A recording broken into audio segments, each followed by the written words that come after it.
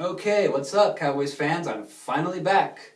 Uh, it was my birthday on the 7th. I've just been busy with stuff like that.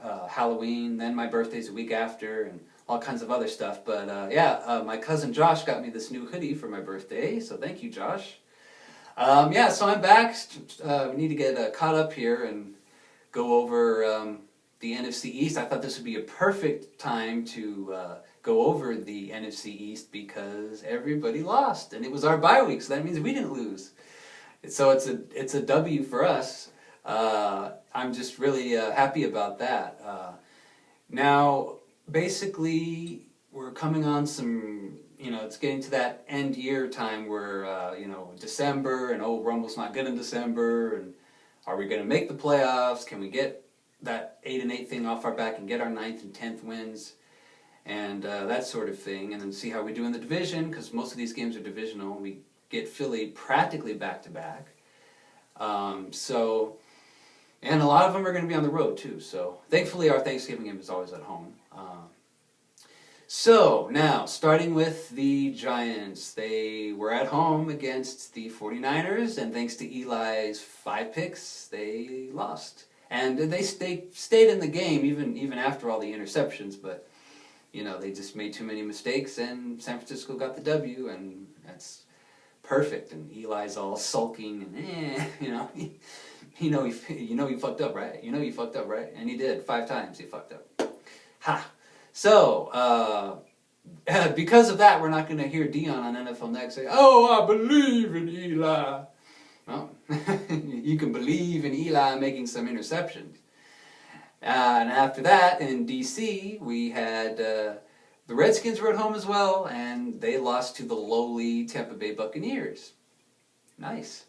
Very nice. Played really well, and they brought their A game. And the most satisfying NFC East loss was the ass-kicking that the Packers gave to the Philadelphia Eagles. I mean, they dropped a 50-burger on their ass, which I didn't even think they could. Shit, I thought the Eagles were, at least be competitive, be more like 38-28 or in that margin. But whoa, I mean, that frozen tundra is a very tough place to play. So the Packers are a contender. It's going to be tough with Detroit, but I think they can get over Detroit.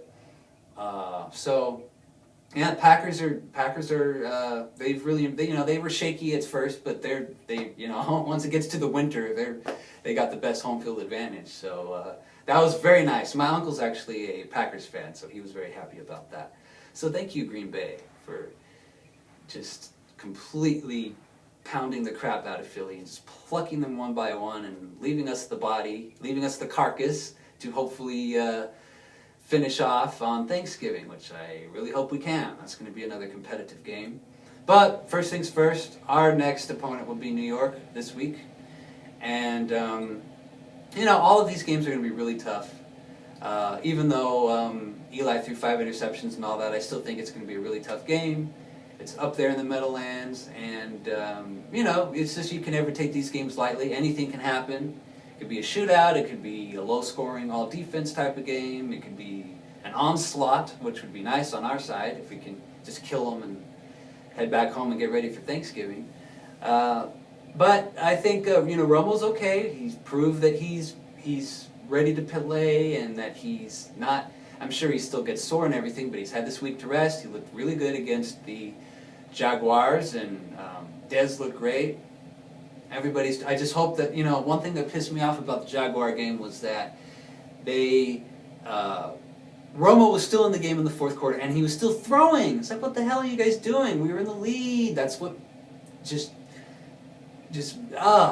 just want to scream, and I do at the TV. It's like, what the fuck are you doing? Get his ass on the bench, put in frickin', not Kyle Orton, but, see, I don't even remember the fucking guy's name because he's so terrible.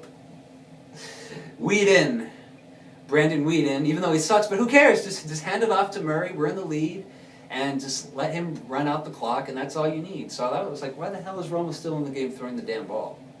Just either let him hand it off, or have Brandon Whedon come in and just let him hand it off and kill the clock, and that's the game. We were already in a very strong lead anyway, so there's no need to keep throwing it like that. It's just very stupid. But at any rate, against New York, again, stick with the formula. Romo's doing great. He's fine. He didn't look like he missed a beat against Jacksonville, so everybody's had rest. Linebacking core has had rest. Josh Brent is coming back. I don't know how he's going to do, but that's more depth, I guess. So Eli's looking like crap. So he doesn't have Cruz. So I think defensively we should do really well. They don't really have much of a running game there anymore in New York like they used to. So I think we could handle it. We handled them really well in the first game against the Giants at Cowboys Stadium. So it should be hopefully similar to that. Just once again, establish the running game. If they decide to go ahead and crowd the box and put all the guys in the box and all that kind of stuff and stuff the run, which all the teams are going to do that because they know that DeMarco Murray's in beast mode, then we go ahead and open up the pass. Dez is great. T. Willie, all of our receiving core is awesome. We do screen passes. So we have a lot of options on offense. And I think defensively we should be able to handle them as well, especially since Cruz is in there, because Cruz was always able to shred our defense. But since he's out for the season, then I think we can do well defensively. And Eli's been throwing interceptions, and he's not looking like himself. So, regardless, it should be a tough game, but for the most part, I think we can win, and I'll go over the rest of my picks probably on Tuesday or Wednesday. I'll go over the pick'em and go over the rest of the games. But yeah, it's really looking very interesting here with all the divisions and everything. See who could win, and Cardinals, of course, are without question going to be the #1 seed in the NFC.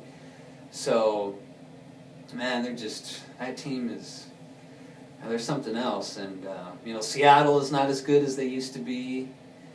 They'll still make the playoffs, but they're, I think Arizona's the talk of the NFC West. So, so it looks great. This is a great time of year. It's getting cold, and, that Thanksgiving season coming in, very traditional football games coming up. So, it's exciting. I'm looking forward to it. And so I'll be back on either Tuesday or Wednesday to do my picks for this coming week. Go over that, just like with Ketchup, Mr. Mike. He's still on top. He's got a great lead against us in our Cowboy group for the Pick'em. So I don't think anybody's going to dethrone him. But although everybody in my group, the Cowboy group on NFLnetwork.com, we all lost quite a bit. I lost a whole bunch of games, which everybody did. We all kind of lost the same games, like the upset games and all that, like the Rams going over the freaking Broncos. So I think a lot of us got those games wrong. So hopefully we'll do better this week, which I hope so, because I don't think I've lost that many Pick'em predictions on there. It's probably my most losses in the week, so hopefully it gets better next week. So I'll do that pick, and then maybe on Saturday I'll do another this was kind of like my pregame video anyway, so probably won't need to do another video until post-game, after the Giants game. So, which will be prime time, so and Al Michaels and Chris Collinsworth, so we'll be in prime time. So we're already back on top, and everybody lost in the NFC East, and Cowboys are ready. We're ready for them Giants. We'll be ready for those Eagles, hopefully, which I think we can. And it's going to be a good rest of the season. So I will see you guys either Tuesday or Wednesday for my pick-up video. All right, so peace out.